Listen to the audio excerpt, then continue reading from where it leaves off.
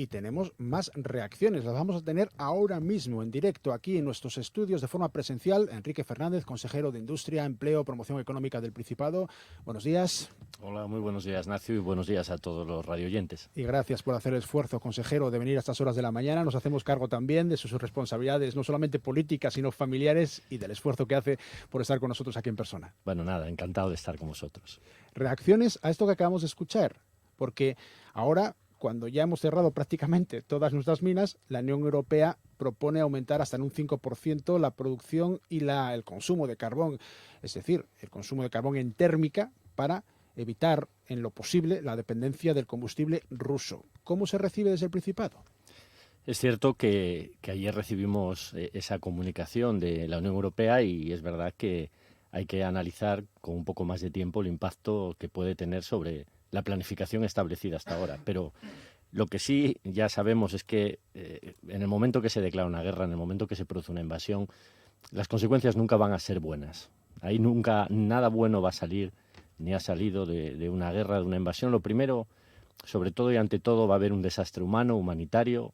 Son terribles las escenas que estamos viendo de dolor, de muerte. Es algo tremendo. Y luego, aparte, pues bueno, hay consecuencias también económicas y, en este caso, energéticas.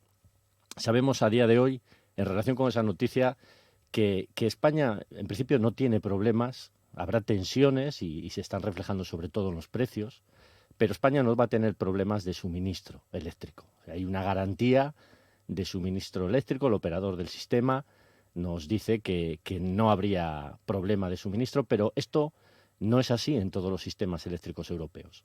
Los países del este, estamos hablando principalmente de Alemania, pero también podemos hablar de Polonia, Eslovaquia, Bulgaria, Rumanía, son países que tienen serias dudas de cómo va a afectar a su garantía de suministro, cómo van a calentar los hogares el próximo invierno, cómo van a suministrar energía a sus empresas y, por tanto, están planteando ante la Unión Europea que se produzcan cambios, que se autorice el uso de otros combustibles en los que se elimine esa dependencia del gas, del petróleo, del carbón ruso, porque esa dependencia de Rusia está financiando una guerra, está financiando una invasión y obviamente esto no se puede permitir. Así las cosas, entendemos que esta decisión pues, es fruto de estas presiones que hay en estos países más del este que necesitan poder utilizar otros recursos para garantizar su suministro energético. Insisto, esa no es hoy por hoy la situación del mercado español, que tiene garantizado su suministro energético. ¿Cómo nos puede afectar a nosotros? No sé, pienso, por ejemplo, en la única mina que se mantiene abierta por parte de UNOSA, que es San Nicolás, Mieres, estaba vinculada a la producción de carbón para alimentar la térmica de la Perea en Mieres, pero este incremento, este permiso para quemar más carbón, por lo menos durante unos cuantos años, para rebajar esa dependencia del mineral ruso, puede suponer un espaldarazo para que pueda continuar. Ya escuchábamos antes al Peri del Soma decir que reabrir minas no tiene sentido por todo el coste que conlleva. La mayoría se inundan a los pocos meses de dejar de trabajar en ellas, pero no sé si eso supone que Nicolasa pueda seguir funcionando un poco más. ¿Cómo nos afecta a nosotros? Ahí es donde antes pedí algo más de tiempo para analizar el impacto de esta decisión. Lo que está claro es que hoy por hoy Asturias tiene esa explotación que sigue extrayendo carbón, y de las 4 térmicas de carbón que hay actualmente operativas en España, 2 están en Asturias. Aboño, Soto de Ribera, y luego está Aspontes en Coruña y Los Barrios en Cádiz. Bueno, de esas 4, 2 están en Asturias. Claro, lógicamente, la decisión que ahora toma la Unión Europea, bueno, que anuncia la Comisión, viene motivada por estos países más al este que tienen problemas para garantizar su suministro energético, pero obviamente es una vuelta de tuerca menos al carbón, no una vuelta de tuerca más. Y, por tanto, bueno, es de prever que, de alguna manera, lo que ahora mismo se plantea, es verdad, de forma temporal, pero también llama la atención que dice no más de 15 años. Para mí 15 años se compadece mal con el término temporal, ¿no?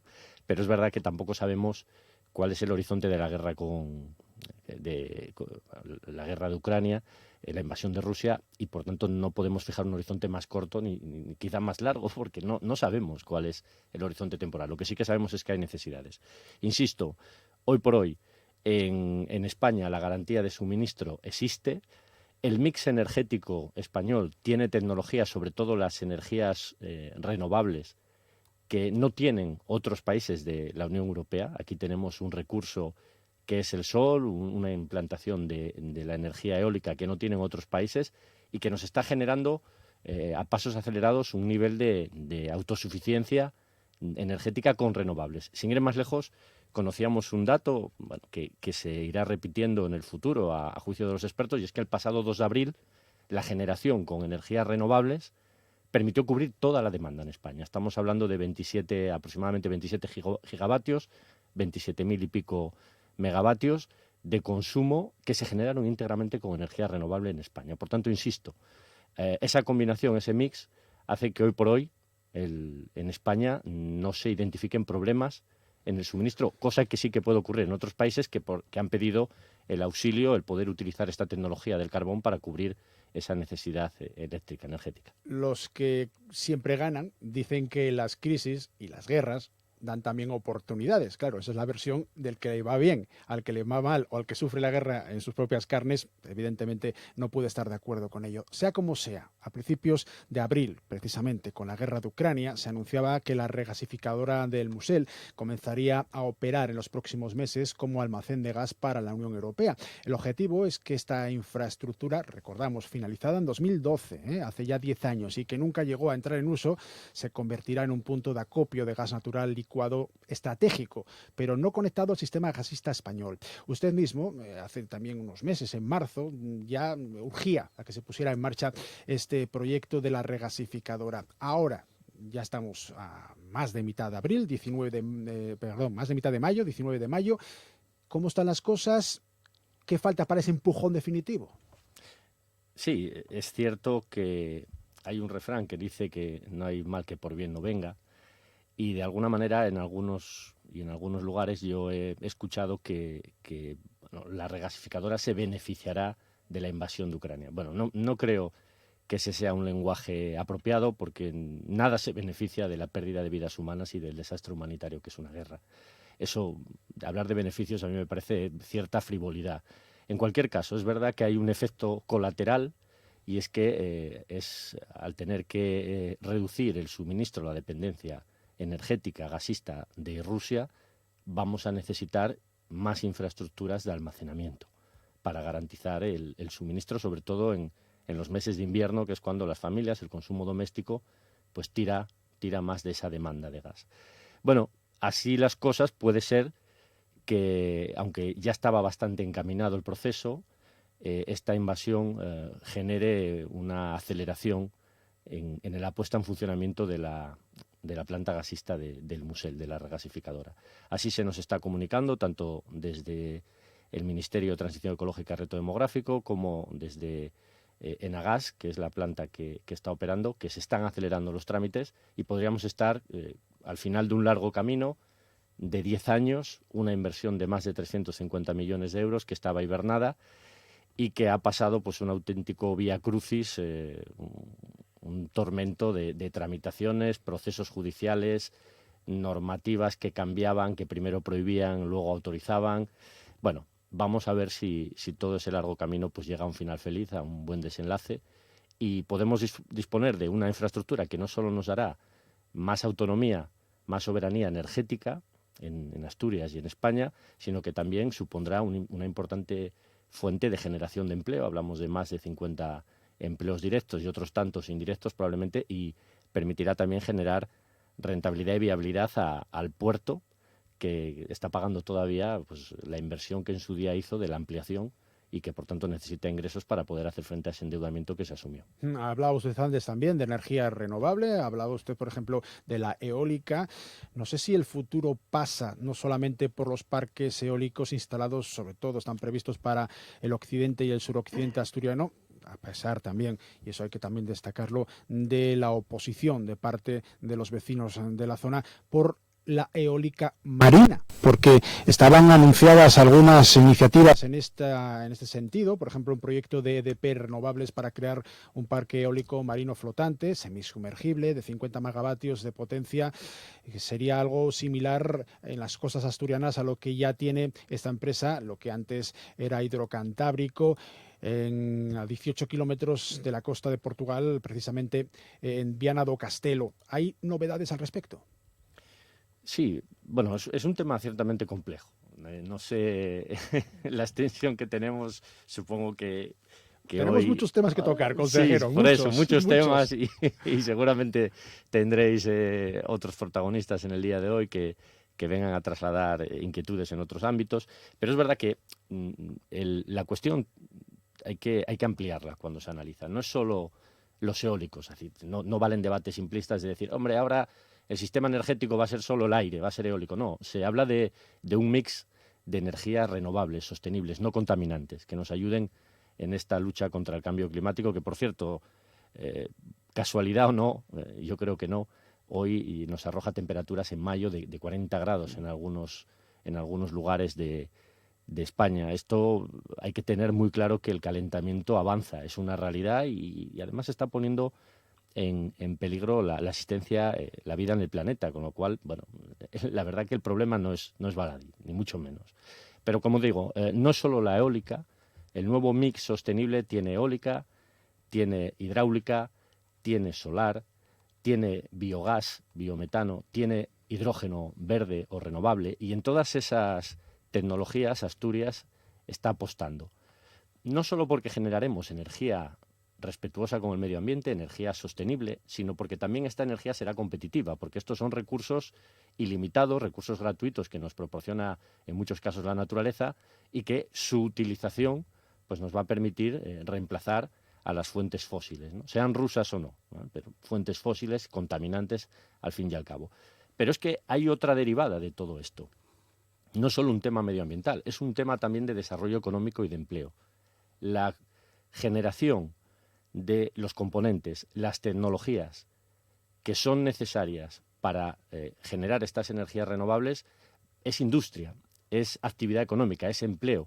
Estamos viéndolo estos meses en Asturias, los anuncios que hay, por ejemplo, de empresas que se quieren implantar en el Musel para construir componentes, piezas de eólica flotante, de eólica lo que se denomina offshore, que es marítima o flotante, ¿no?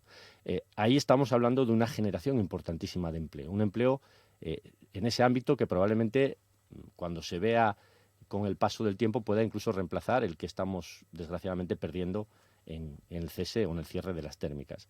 Estamos hablando de proyectos de hidrógeno que tanto en su producción como en su transporte, almacenamiento y consumo también van a generar actividades económicas y actividades industriales, empleo. Pues lo mismo con componentes solares, etcétera. Solo en la eólica, a día de hoy ya hemos identificado que en Asturias hay 1.000 empleos directos vinculados a la fabricación de componentes, de elementos necesarios para la generación de energía eólica. Y se está hablando de empresas que en la medida en que están expandiendo su actividad podrían llegar a corto plazo a generar 3.000 empleos directos en Asturias. Claro, esto es una cifra realmente significativa y por esta razón, no solo el tema medioambiental, sino por la cuestión económica, industrial, estamos apostando en Asturias por esta tecnología que es una más de ese nuevo mix energético, de ese nuevo conjunto de tecnologías que nos van a dar energía sostenible, energía renovable. Y hablando precisamente de un conjunto de energías sostenibles, eso es lo que es preciso para crear lo que se llama el hidrógeno verde, ¿eh? Hay un consorcio, Haidil, que presume de proyectar la iniciativa de hidrógeno verde más grande del mundo, que incluirá como socios, pero también como clientes, a instalaciones asturianas de la potencia de Arcelor o de Fertiberia. Además, una de las 2 gigafactorías de electrolizadores, los mecanismos necesarios para generar, en parte, ese hidrógeno verde, se ubicará en Asturias. Nos lo decía en la última entrevista que manteníamos aquí con él, Thierry Leper, que es el portavoz de este consorcio, en este mismo informativo. Sin embargo, no confirmaba todavía el lugar exacto por dónde apuesta el Principado, cuál sería la ubicación buena para esta planta de electrolizadores. La ubicación buena es Asturias. Y a partir de ahí son los propios promotores, este consorcio Jaidil, en el que está no solo Arcelor, sino que está también Fertiberia, Enagas, y esta empresa de desarrollo tecnológico de H2, en la que está Thierry Lepers, una persona con una trayectoria acreditada en el mundo del hidrógeno y con un conocimiento profundo del tema. Se lo pregunto de otra manera. ¿Serían las baterías de Coque de Avilés así, ya, paz? Ese sería un buen sitio, pero y lógicamente habría más sitios buenos. Esta es una decisión que tendrá que tomar, obviamente, el consorcio. Lo que es importante es que este tipo de decisiones efectivamente se tomen. Hoy en día tenemos un proyecto muy ilusionante y lo que necesitamos a la mayor brevedad posible es que estos proyectos pasen del mundo de las ideas al mundo de las realidades, aterricen, se puedan plantear esas infraestructuras, empezar a generar actividad económica y empleo en torno al hidrógeno. Un hidrógeno que también, antes hablábamos de esta decisión europea que plantea alargar de alguna manera la vida del carbón, pero que también plantea otras muchas cosas, no se queda ahí. Habla de acelerar el despliegue de renovables y habla específicamente de la apuesta por el hidrógeno verde, por las infraestructuras que lo hacen posible, habla del biogás, del biometano, habla de impulsar estas renovables a la par que se habla de esta posibilidad, que es el carbón, para eliminar la dependencia de los combustibles rusos, ¿no? Por tanto, también el hidrógeno, que tiene proyectos en Asturias, que es Asturias una de las 3 regiones principales como posibles desarrolladoras de hidrógeno según la Unión Europea, ha recibido un espaldarazo también con esta decisión de la Unión Europea, y que haya proyectos en Asturias, no solo como el Jaidil, del que estamos hablando, sino como el proyecto Recore, que agrupa a 21 empresas asturianas, es una buena noticia que deberá plasmarse en una realidad que es ayudar a la reindustrialización de Asturias, porque en torno al hidrógeno renovable va a haber mucha industria, va a haber mucha riqueza y va a haber mucho empleo de futuro.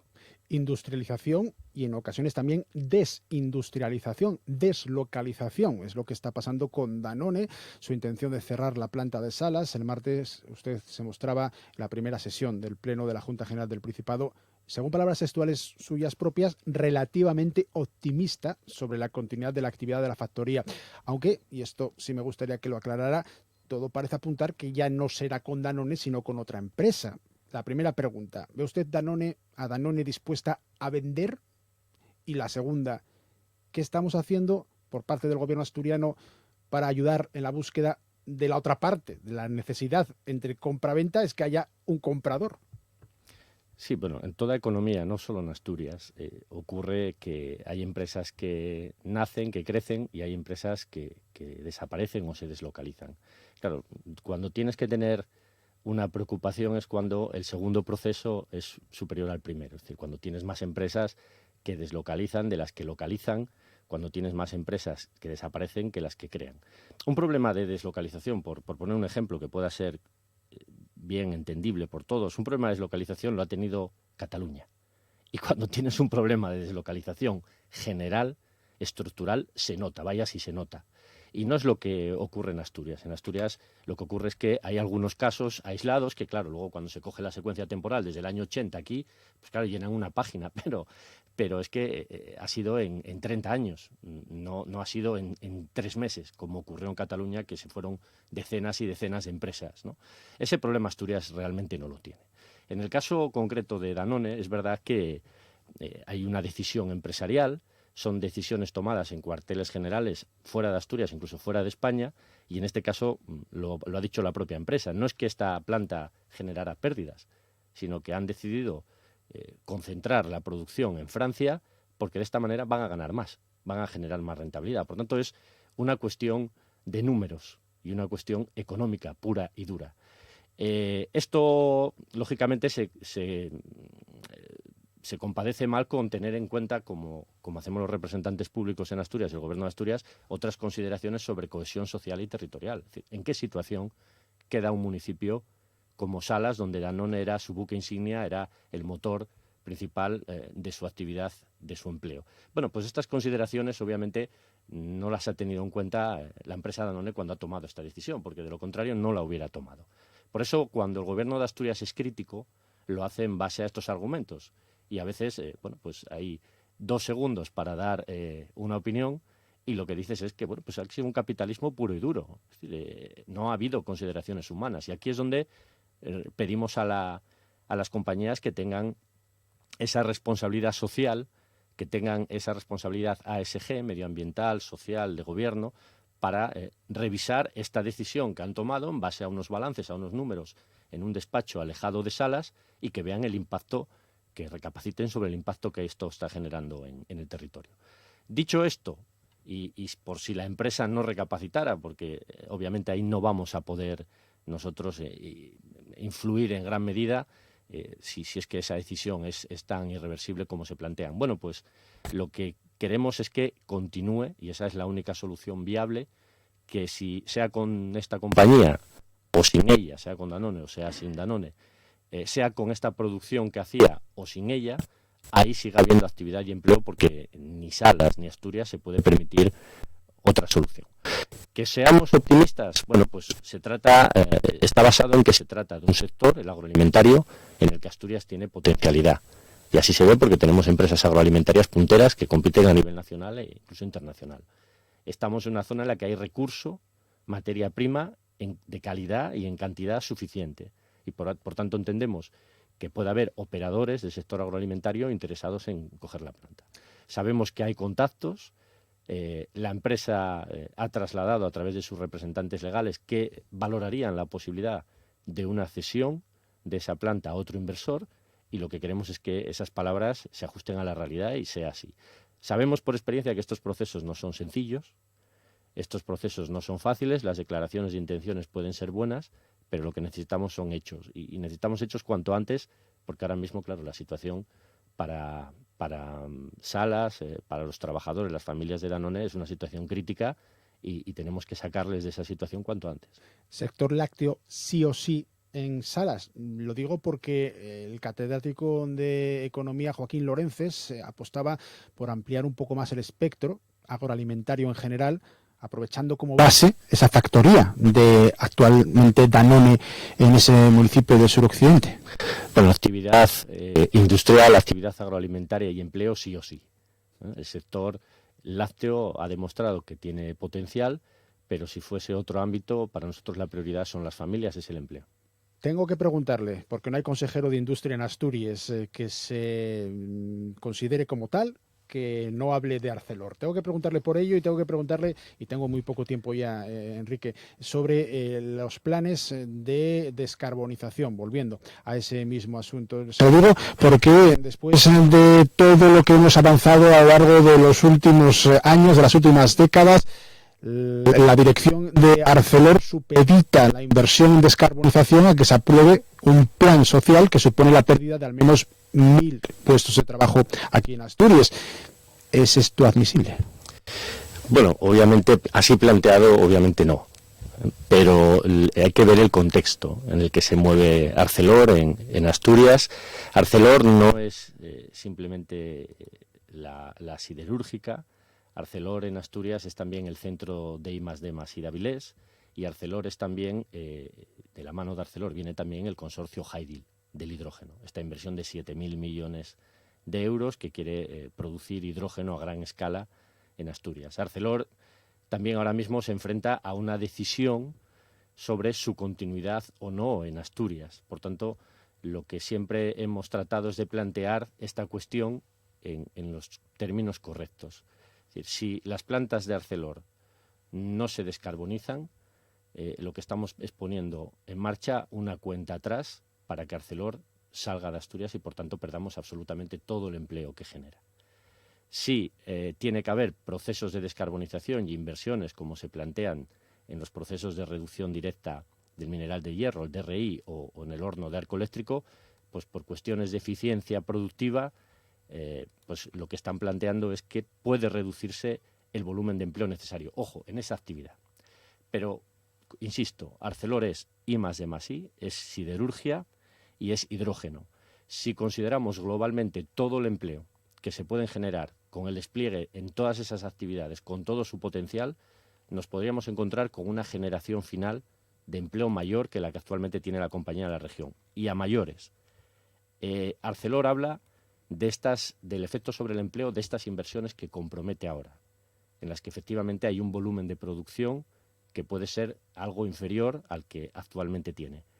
Pero no descarta localizar en Asturias nuevas inversiones que complementen a este DRI y a este arco eléctrico y que, por tanto, pudieran en el futuro generar también más actividad directamente en el ámbito siderúrgico.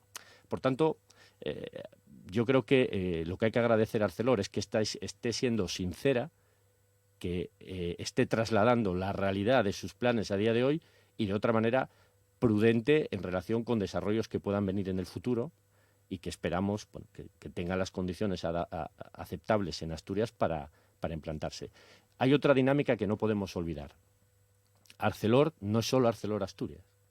Arcelor es una compañía multinacional que tiene centros en Asturias y centros competidores con el centro de Asturias en otros países de Europa.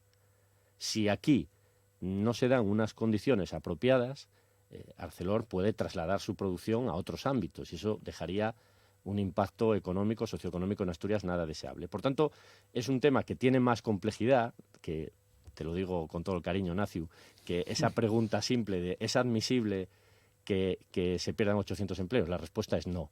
Ahora, si ampliamos el foco y si vemos todas las derivadas y cómo tenemos que plantear esta cuestión, pues probablemente la respuesta no sea tan clara.